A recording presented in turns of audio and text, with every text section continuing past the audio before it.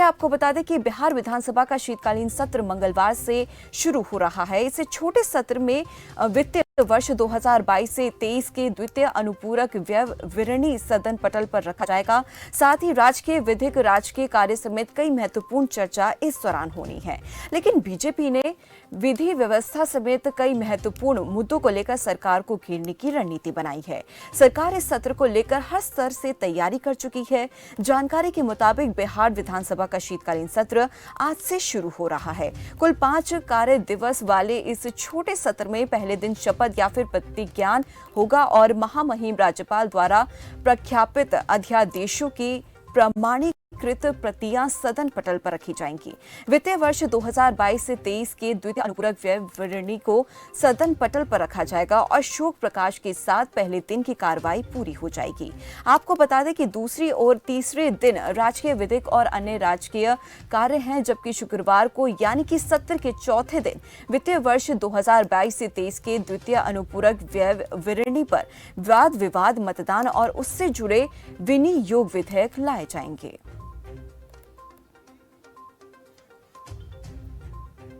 और इसी खबर पर ज्यादा जानकारी के लिए हमारे साथ बिहार के ब्यूरो चीफ अवनीत कुमार जुड़ गए हैं। अवनीत, सबसे पहले आपसे जानना चाहेंगे, ये जो सत्र शुरू होने वाला है आज से, क्या कुछ अपडेट मिल पा रहा है, कितने दिन का होगा, सबसे पहले डिटेल में बताएं। जी दिवाली, अपने दर्शकों को बता दें, खबर फास्ट के दर्शकों को बता दें कि आज से 5 दिनों के लिए विधान मंडल का शीतकालीन सत्र प्रारंभ हो रहा है और यह काफी हंगामेदार रहने की संभावना है। जहां बीजेपी अपनी पूरी तैयारी कर चुकी है, इसको जनहित के मुद्दे आने के लिए, इस पर राजनीति करने के लिए पूरी तरह से तैयार दिख रही है।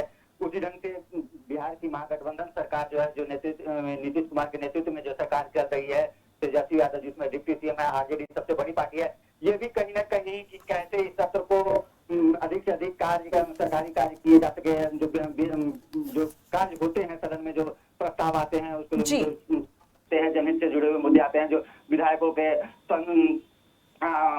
एमएलसी के जो सवाल आते हैं, उनके सवाल अधिक से अधिक सवाल का जवाब कैसे दिया जा सके, इसकी तैयारी कर चुके हैं। कल अवध बिहारी चौधरी जो बिहार विधानसभा अध्यक्ष है, उन्होंने भी प्रेस वार्ता आयोजित की थी और मीडिया कर्मियों से सीधे तौर पे कहा था कि जनहित के मुद्दों को अधिक से अधिक उठाएं, इसलिए कि उन्हें भी कहीं ना कहीं आशंका है कि कहीं यह सत्र हंगामेदार हो सकता है।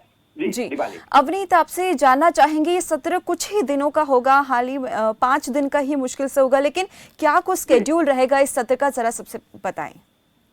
जी, सबसे पहले तो आज की बात कर लें तो आज जो है सो नए सदस्य जो एमएलसी हैं या जो नए चुने गए हैं, उनको शपथ कराया जाएगा। उनका जो सदन की एक प्रक्रिया है उसके तहत, उसके बाद उनको जो समिति है उसका मतलब सदस्य जो गठन, जो कार्यप्रणाली जो है विधान मंडल का, जो विधान परिषद की जो कार्यप्रणाली है, उसके तहत जो समिति का गठन होता है, उसमें समिति का गठन होगा, उनमें उनका मनोनयन होगा।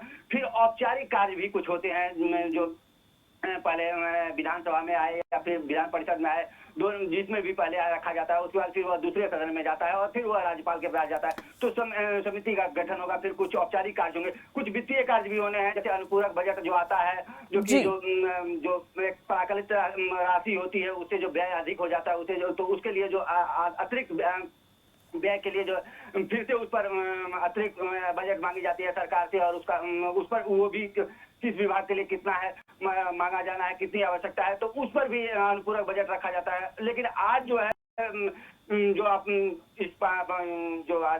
की कार्रवाई है, यह मुख्यतः शपथ ग्रहण और औपचारिक कार्य, वित्तीय कार्य को मतलब वित्तीय प्रस्ताव को पेश करने और जो शोक प्रस्ताव है, इसी पर केंद्रित रहने वाला है। आज का सत्र जो परंपरा है उसके अनुसार आज का यही 2-3 बिंदुओं पर केंद्रित रहने वाला है। हाँ, इतना जरूर है कि विपक्ष आज भी वो तैयार बैठी है कि आज भी अगर कुछ होता है तो वह अपनी जो जनहित से जुड़े मुद्दे हैं उसको सामने रखना से नहीं चुकेगी।